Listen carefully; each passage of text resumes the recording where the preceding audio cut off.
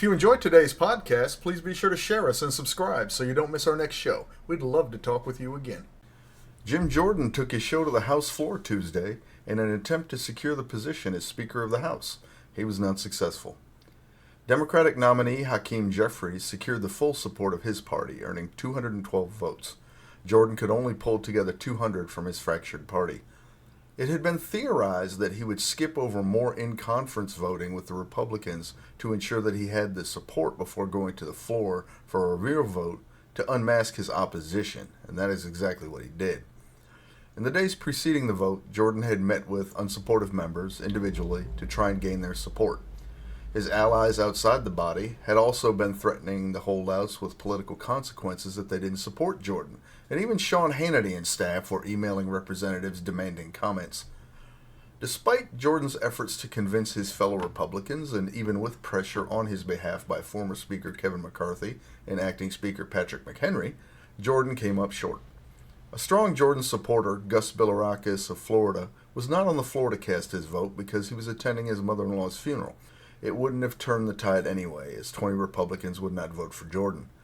The following 7 members voted for Steve Scalise: Mario Diaz-Balart of Florida, Tony Gonzalez of Texas, Kay Granger of Texas, Mike Kelly of Pennsylvania, John Rutherford of Florida, Mike Simpson of Idaho, and Steve Womack of Arkansas.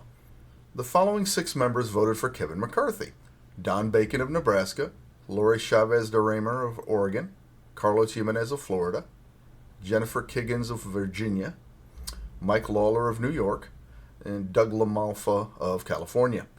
There were some other names in the mix as well. Indiana's Victoria Sparks voted for Thomas Massie. Michigan's John James voted for Tom Cole. Jake Ellzey of Texas voted for his fellow Appropriation Committee member Mike Garcia. Ken Buck of Colorado did not vote for his Freedom Caucus comrade, Jordan, but instead for Minnesota's Tom Emmer, Majority Whip, and a name that was floated early on in the search for a new speaker. New York Reps Anthony D'Esposito, Andrew Garbarino, and Nick LaLotta voted for former New York Representative and failed New York gubernatorial candidate Lee Zeldin. Zeldin lost his race against Democrat Kathy Hochul last year, but did surprisingly well in the blue state. D'Esposito and LaLotta, you may remember, are part of a coalition of New York Republicans that are trying to expel controversial fellow Republican and Truth Challenge member George Santos.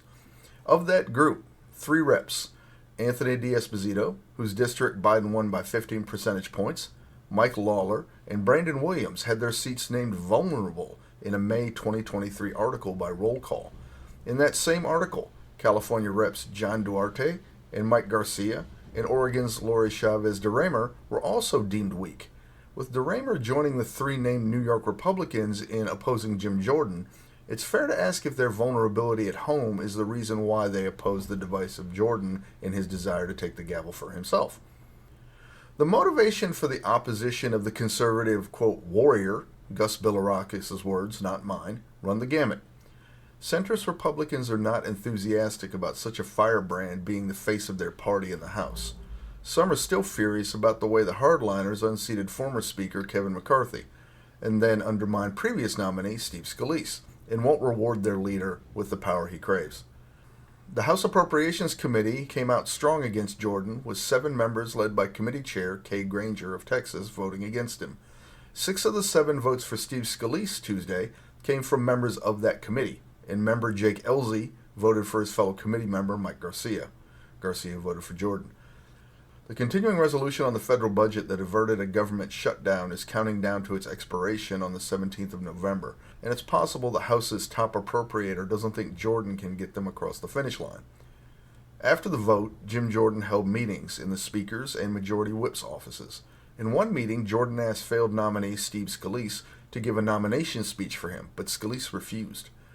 The next vote was scheduled for Wednesday, with some holdouts suggesting they could be influenced to switch their votes, such as Doug LaMalfa and John James, but some were unwavering. Carlos Jimenez, who has made it clear since the ousting of Kevin McCarthy that he does not agree with what's happening, has again affirmed he would never vote for Jordan. GOP sources said the opposition could increase rather than decrease, as some who voted for him only pledged to do so on the first ballot. Another day, another vote. In the time between the first vote and the second, things got increasingly nasty. As previous, Jordan supporters continued to apply pressure to the opposition lawmakers, pressure that ramped up quickly to harassment of family members and then actual death threats. Nebraska's Don Bacon, who voted for Kevin McCarthy in the first round of voting, provided copies of texts and phone messages his wife had received with an anonymous person saying reprehensible things about her husband.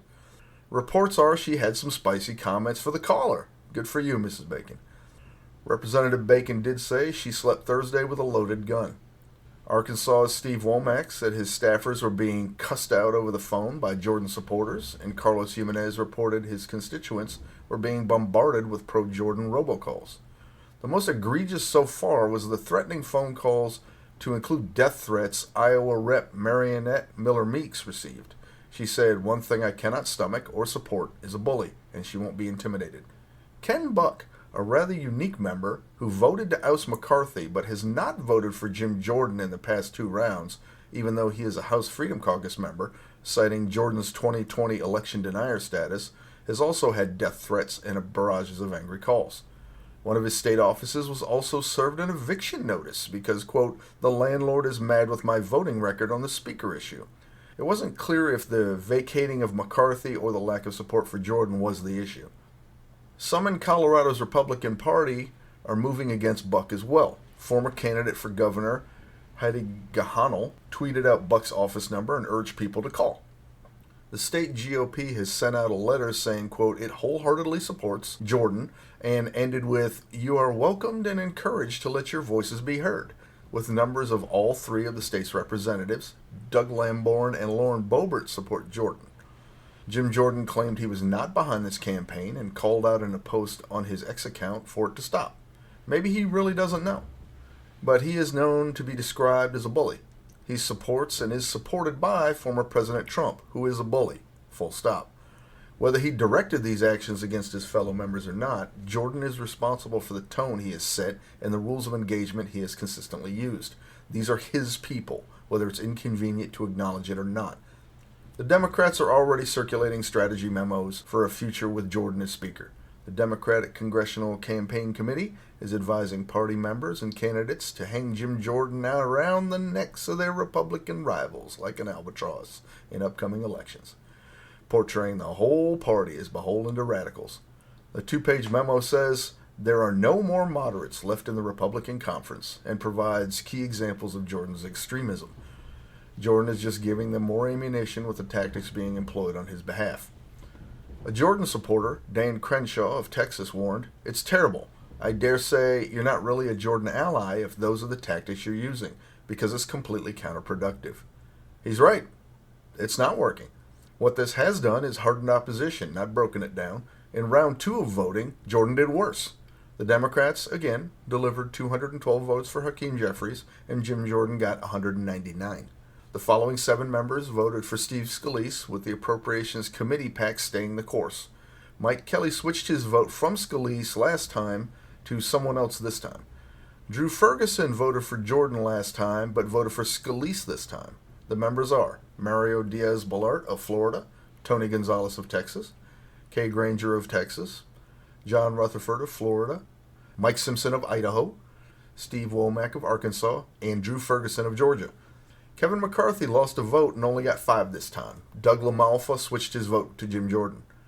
Don Bacon of Nebraska, Lori Chavez DeRemer of Oregon, Carlos Jimenez of Florida, Jennifer Kiggins of Virginia, Mike Lawler of New York.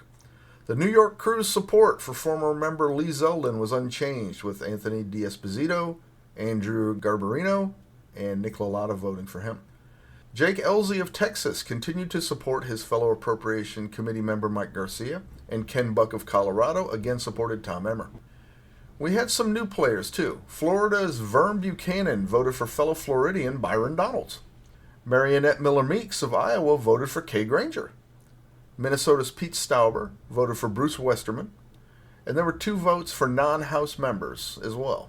John James of Michigan voted for former House member Candace Miller, who resigned in 2016. Mike Kelly, who supported Steve Scalise last round, instead voted for retired former Speaker John Boehner, which caused some laughter on the floor.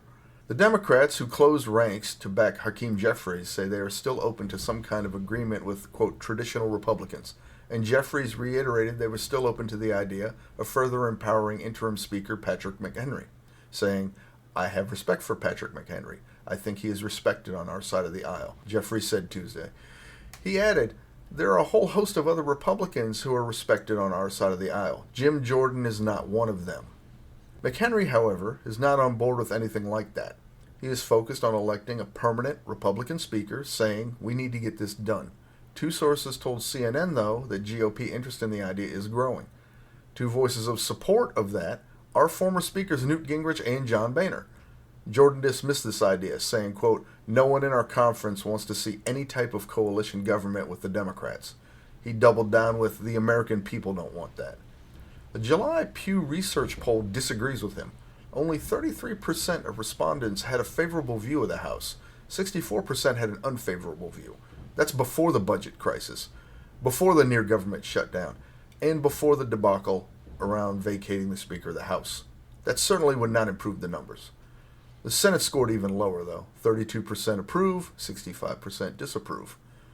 Jordan intends to keep running until January and backtracked on the idea yesterday to empower McHenry. And he floated the idea to gauge interest among the Republicans. The meeting went badly. It was reported that member Michael Bost of Illinois actually lunged at Florida's Matt Gaetz, the member who started this ball rolling when he called for the motion to vacate former Speaker Kevin McCarthy. Exiting the room, Wisconsin's Mike Gallagher said he was, quote, "heading to a chapel to get a rosary." Well, today, Jim Jordan tried, again, and failed, again, to secure the votes needed to become Speaker. In fact, he lost more votes, again. Hakeem Jeffries got 210 votes. Jordan got 194. The Republican opposition cast 25 votes for other names. Scalise got 8. Kevin McCarthy only got 2 votes this time. Support for Emmer, Garcia, and Westerman stayed at 1 each. Votes for Donald doubled to 2.